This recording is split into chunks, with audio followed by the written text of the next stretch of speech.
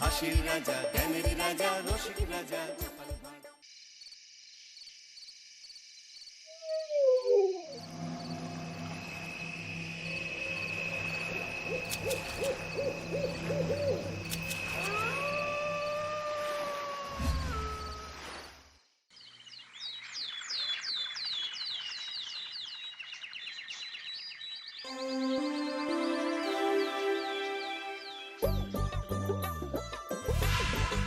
দূর দূর, হঠাৎ করে কেন যে এত চুল ঝরছে বুঝতেই পারছি না।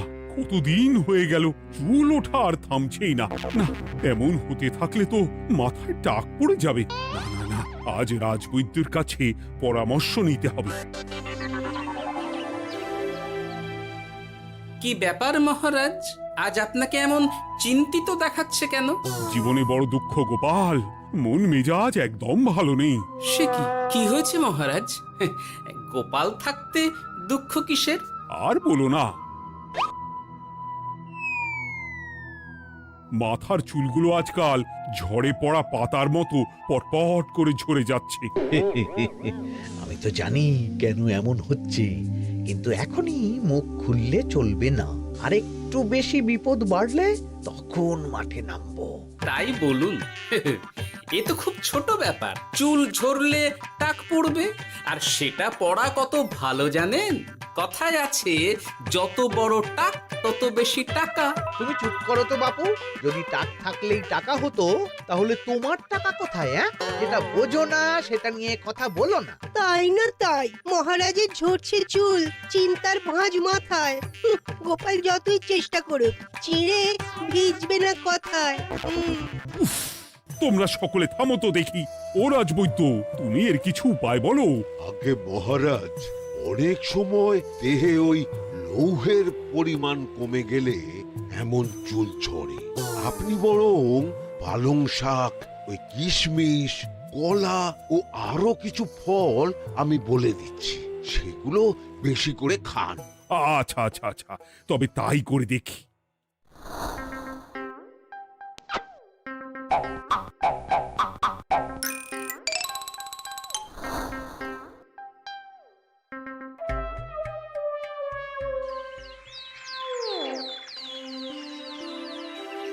ও রাজবৈদ্য, তোমার কথা মতো শাক পাতা ফলমূল সবই তো খেলাম, চুল ঝরা বন্ধ তো হলোই না।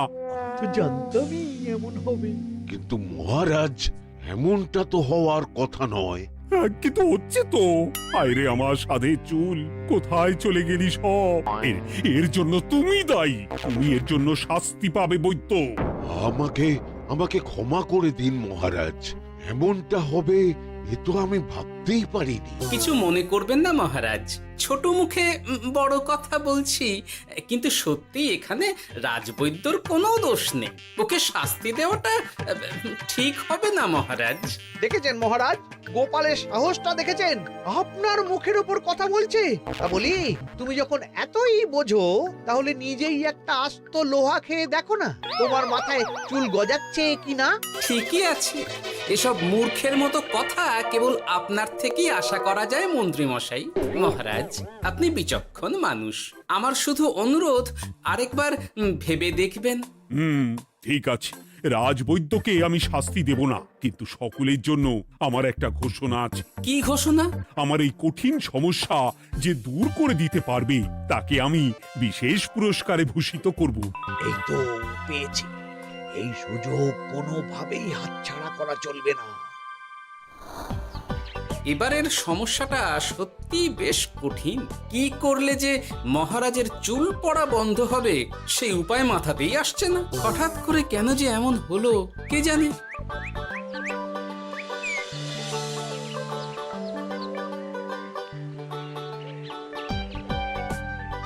ও মা, তুমি এসে গেছো?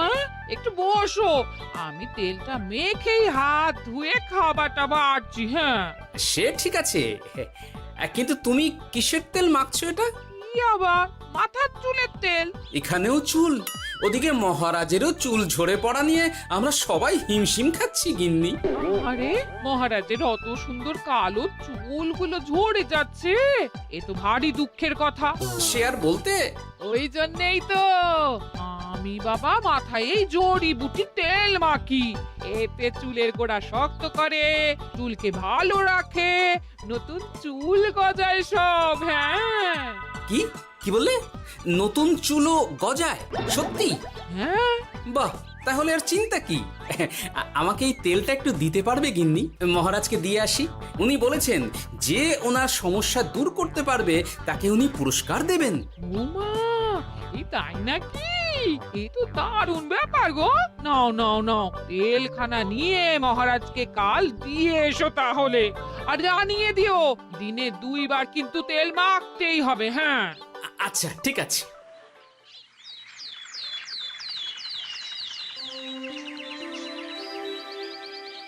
কোনো উপায় খুঁজে পেলে তোমরা? আগে মহারাজ, আমি আপনার জন্য নকল চুল বানিয়ে এনেছি। যতদিন আপনার চুল পড়া বন্ধ না হচ্ছে ততদিন আপনি এটা পরে ব্যবহার করতে পারেন। সে তো বুঝলাম, কিন্তু নকল চুল তো আর আসল চুলে জায়গা নিতে পারবে না বিজ্ঞানী। আসল চুলের কথা ভেবে আমি আপনার জন্য কেশুত্তে পাতা এনেছি মহারাজ। আচ্ছা বেশ। তা গোপাল, খুব তো আগের দিন বকবক করছিলে, তুমি কি এনেছো শুনি? সেটা যথাসময়ে দেখতে পেয়ে যাবেন মন্ত্রী মশাই। এটা জড়িবুটি তেল মহারাজ। আমি এটা আপনার জন্য এনেছি। এতে নতুন চুল গজায় আর চুলের স্বাস্থ্যও ভালো হয়। আমার গিন্নিও ব্যবহার করে এটি, তবে দিনে 2 বার করে মাখতে হবে, তাহলেই ভালো ফল পাবেন মহারাজ। বাবা, তাহলে তুমি কেন মাখো না? আচ্ছা, আপনার সমস্যাটা ঠিক কোথায় বলুন তো মন্ত্রী মশাই? মহারাজের জন্য কিছু আনলেও কথা শোনান, না আনলেও কথা শোনান। সত্যি তো মন্ত্রী, কেন তুমি সব সময় গোপালের পিছনে পড়ে থাকো বলো তো? এরা তো তাও সবাই কিছু না কিছু আমার কথা চিন্তা করে এনেছে, তুমি তো সেটাও করনি। না, আসলে মহারাজ, আমিও ভাবছিলাম আপনার কথা, কিন্তু থাক, বুঝেছি। আহ, দারুণ। তেলের গন্ধটাও খুব সুন্দর। গোপাল, তোমায় অনেক ধন্যবাদ। আশা করছি ব্যবহার করলে খুব ভালো ফল দেবে। একদম দেবেই মহারাজ। দূর বাবা, ভেবেছিলাম এক, হলো আর এক। কোথা দিয়ে যে গোপালটা মাঝখান দিয়ে এসে নাক গলিয়ে ঢুকে পড়ে, খুব শক্ত পুরস্কার নেওয়ার। দেখাচ্ছি মজা।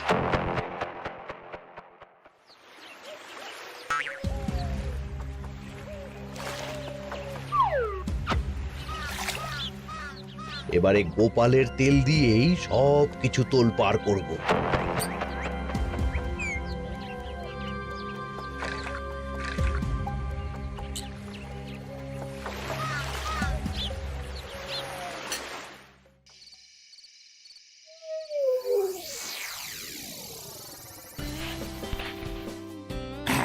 ব্যাস, হয়ে গেল 2 বার মাখা। গোপাল বলেছিল এতেই ভালো ফল পাব, কিন্তু এখন মাখার পর মাথাটা কেমন জ্বালা জ্বালা করছে মনে হচ্ছে। হয়তো নতুন চুল গজাবে বলে এমন হচ্ছে। কাল সকালে বোঝা যাবে। এতক্ষণে বোধহয় ছোট ছোট চুল গজিয়েই গেছে। কি এটা চুল গজানোর তেল ছিল নাকি পড়ে যাওয়ার? হে ভগবান, যেটুকু বাকি ছিল সেটাও ঝরে পড়ে টাক পড়েই গেল। হ্যাঁ, গোপালই হলো যত নষ্টের গোড়া। আজ আসুক সভায়।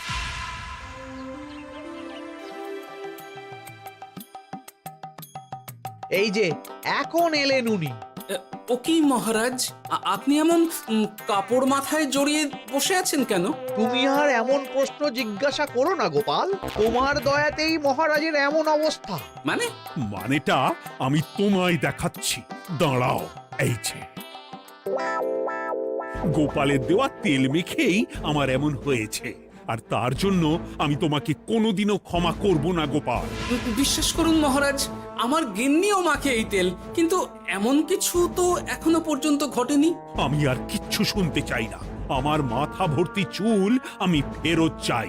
যতদিন না আমার মাথার সব চুল ফিরে আসছে ততদিন আমি তোমার মুখও দেখতে চাই না। মহারাজ, আপনার কোনো চিন্তা নেই, আমি তো আছি। এবার এই সমস্যার একটা সমাধান আমি করেই ছাড়বো। কি ব্যাপার, মন্ত্রী মশাই এত লাফাচ্ছে কেন? এসবের পেছনে আবার ওনার হাত নেই তো? না, ব্যাপারটা পরে দেখতে হচ্ছে।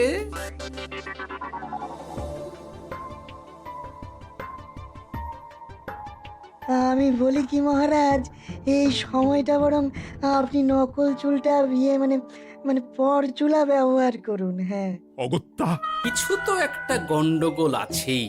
গিন্নিও তো রোজ মাথায় তেল মাখে, কই এমন তো হয় না। মন্ত্রী যদি কিছু করেও থাকে তাহলেও হাতে নাতে ধরবো কিভাবে?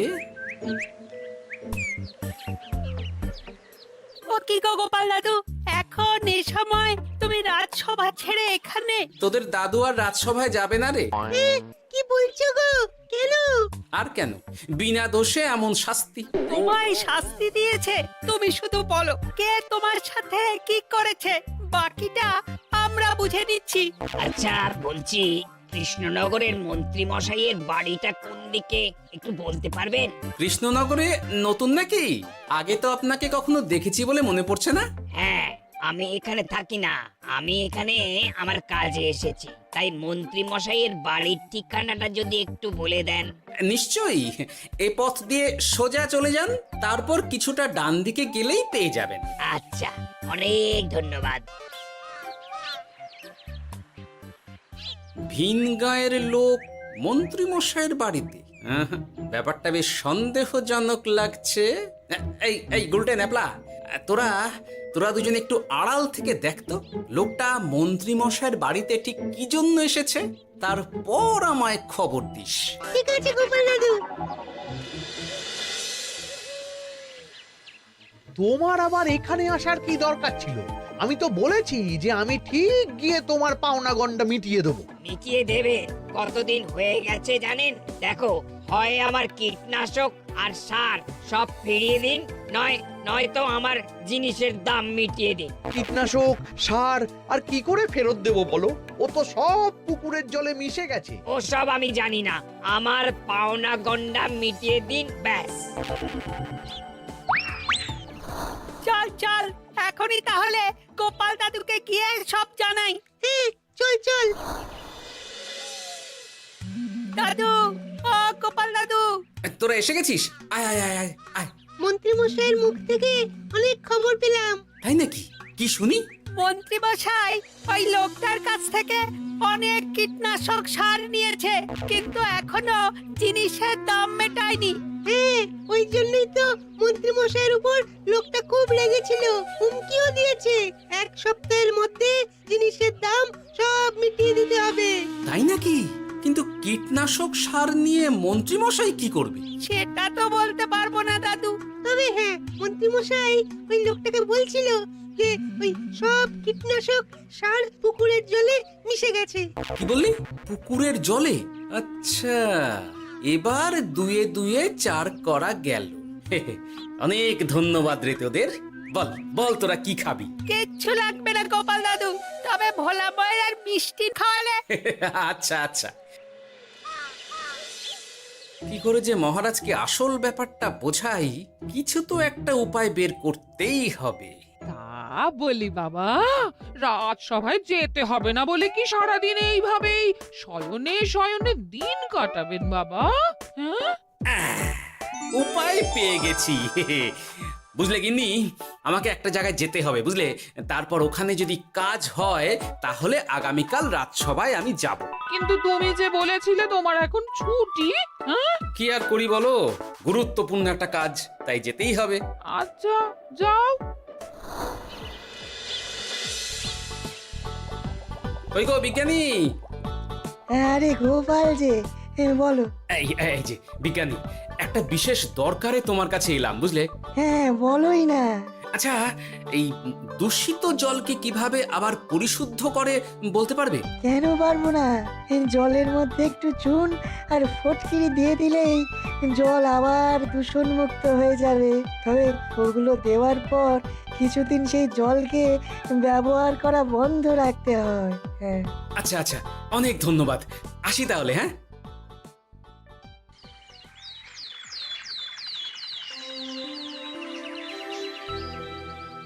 ছায়া পড়েছে, ছায়া পড়েছে।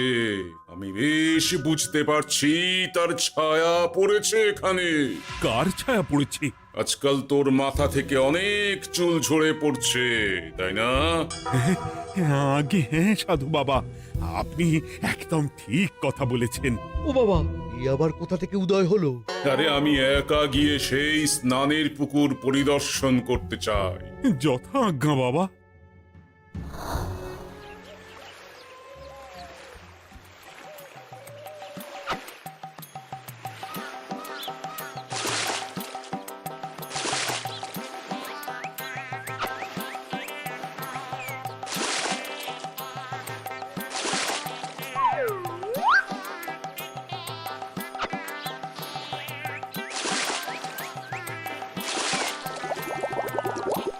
যাক বাবা, মোটামুটি সপ্তাহখানেক এভাবে থাকলেই পুকুরের জল আবার আগের মতো পরিষ্কার হয়ে যাবে।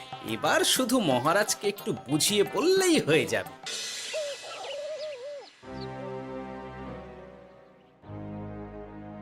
কি বুঝলেন সাধু বাবা? আমার অনুমানটাই ঠিক ছিল। পুকুরের জলে কালো ছায়া পড়েছে, কুদৃষ্টি পড়েছে, তাই এমন হচ্ছে। সে কি? কি কালো ছায়া? যত সব বাজে কথা। জল দূষণ করলাম আমি, আর দোষ পড়ছে কালো ছায়ার উপর। তাহলে এখন কি হবে? চিন্তার কোনো কারণ নেই। আমি মন্ত্রপুত ভস্য ছড়িয়ে দিয়েছি।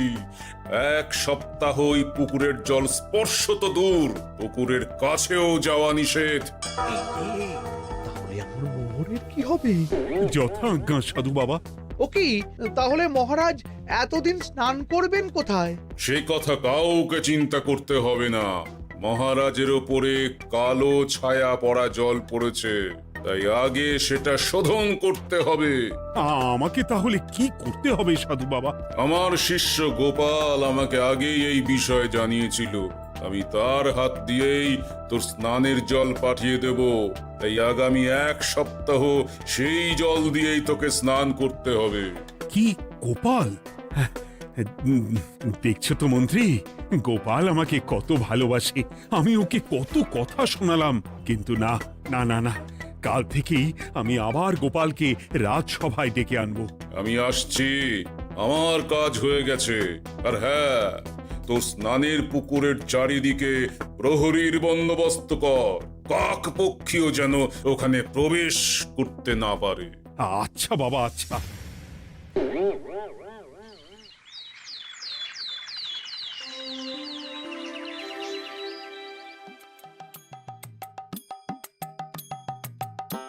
গোপাল, তোমাকে আবার এখানে দেখতে পেয়ে আমার খুব ভালো লাগছে। তোমার গুরুদেব গতকাল এসেছিলেন, কিছু মনে করো না। না বুঝেই তোমাকে অনেক কথা শুনিয়েছি।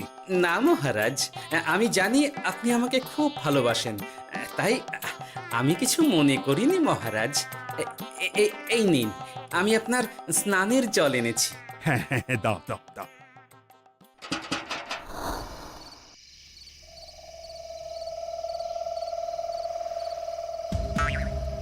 ও বাবা, পুকুরের কাছে যে গিয়ে দেখবো সে উপায় নেই। চারপাশে প্রহরীতে ভর্তি, তাহলে কি সত্যি সত্যি কালো ছায়া পড়েছে? ভালোই হলো, পাওনাদারকে বলে দেবো কীটনাশকটা জালি ছিল। হি হি।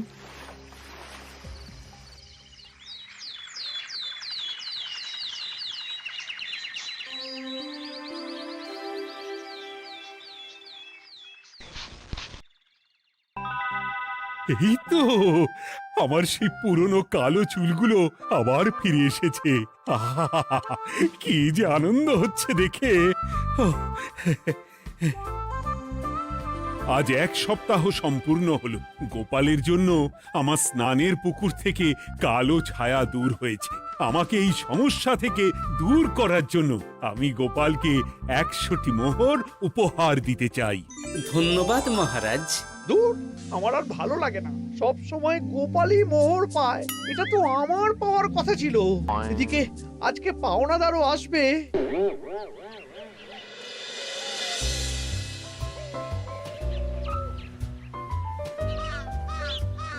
গোপাল দাদু, ওই লোকটা এসে গেছে। আচ্ছা, আসছি। এটা তো মন্ত্রীর বাড়ির দিকে রাস্তা। আমরা তাহলে ওদিকে এদিকে কেন যাচ্ছি গোপাল? আপনার পুকুরের আসল রহস্যটা কি সেটা আপনি জানবেন না মহারাজ? মানে নিজের চোখেই দেখুন, তাহলে বুঝতে পারবেন। আর একটু সময় দাও আমায় ভাই, এমনিতেও তোমার কীটনাশক কোনো কাজের নয়। কি এখন এসব কথা? আর একদিনও সময় দিতে পারছি না। একটু বোঝো, একটু। সব আমি মহারাজের পুকুরের জলে মিশিয়ে দিয়েছি। মন্ত্রী, তুমি তাহলে সেই কালো ছায়া? মহারাজ, আপনার পর্দা ফাঁস হয়ে গেছে মন্ত্রী মশাই। তুমি তাহলে সবটা জানতে? একদম প্রথম থেকে। রে, খুব জোর ফেঁসেছি। এদিকে পাওনাদার, ওদিকে মহারাজ, এখান থেকে কেটে পড়তে হবে। গন্ডগোল করে আবার পালানো হচ্ছে তবে রে। বলো, কেন করেছিলে? মহারাজ, আমি ভেবেছিলাম আপনার সব চুল উঠে গেলে আমি আপনার কাছ থেকে চুল গজানোর ওষুধ দেওয়ার নামে অনেক টাকা লুটবো। কিন্তু সেই ভাবনা ভাবনাই থেকে গেল, সেগুড়ে যে বালি হয়ে গেল। ভাবা যায় চুলের জন্য চুলোচুলি, হ্যাঁ? হাসির রাজা জ্ঞানের রাজা রসিক রাজা